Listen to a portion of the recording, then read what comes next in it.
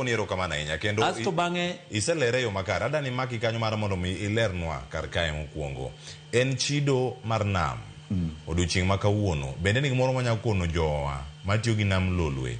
Nam bende yweyo, to ka nam yweyo, oyweyo machal nade manya miyo kute makamagi donjo i rech e kinde ma olose sani, gi midhiero ma bende osekelo kaka nitie moko maponono nyaka sani karore kod nono mag useneno oganda ma jogi ma rech makamagi osekelo nigi midhiero ahinya kata mantie e osuptal ma bende jotim nonro gi bende ne wuoke.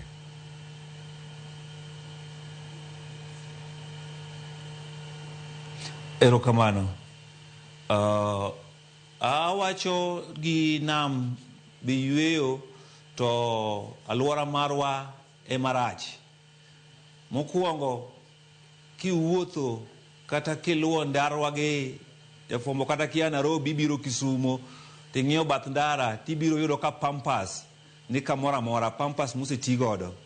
Penjo na maduong' ma ahero ga penjo ne pampas mosetiyo godo gidhi ga kanye ka koth obiro. Sana sana ibiro yudowa kaka wan Kisumu County wan kuonde ma flood timore. To sama flood osetimore to pi ywero pampas go to donjo e oche matero pi e nam. To giting'o pampas go to dhi nyaka nam.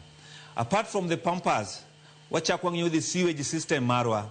Be nitiere kata anyone within the 5 sub-counties within the 5 counties ma enjoy Lake Victoria. Be nitiere jogo the sewaging manyalo ng'iso wasani ne takataka magigolo mar sewage magitero nwa nam giler. Be gisetimo nonro magiyudo ni gigo chope nam ka giler. Koro nam wan mwalilo nam wan wawegi ma gimaduong' kwogi waselilo nam to kute modonjo go rech dhi chamo gi gik magibiro godo go kaka minyaga rech ohero minyaga.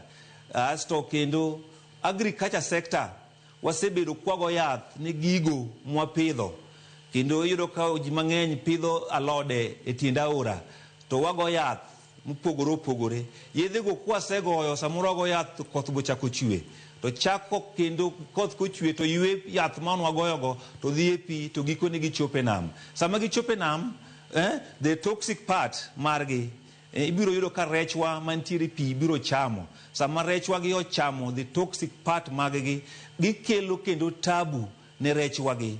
Ginyalo kelo tabu ne rechwa kata ka rech for example yudo ka en gi tuo mar E. coli tibiro yudo ka E. coli no yath manwa goyo mwatiyo godo e alode wa mopogore opogore antibiotics mwatiyo godo alode wa mopogore kata insecticide mwatiyo godo ibiro yudo ka mano nyalo konyo rech monde olos gimo miluongo ne multi drug resistance makata koro kochopo kuomi in kaka dhano kiyude kichame to obiro keloni tabu mar thieth makata temana gi yath mopogore opogore to kinyalo yudo konyruok.